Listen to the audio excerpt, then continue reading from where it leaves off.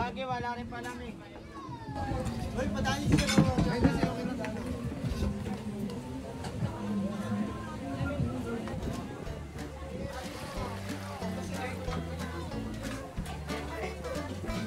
Sikat na sotanghon sa Quiapo, yung pansitan ni Nanay Rosa. 2 dekada na sila dito nagtitinda ng sotanghon, palabok, kakanin, minsan gold bars pa. Wow naman! Nagtitinda rin sila dito noon, kaya lang bihira lang. Walking distance lang to mula sa simbahan. Kaya karamihan ng mga tao pagkatapos magsimba dito ang diretsyo. Champion naman kasi yung lasa ng sotanghon nila, malabulalo. Yung lasa ng sabaw, yung presyo, may 50, 60, at saka yung overload nila, yung maraming laman, 70.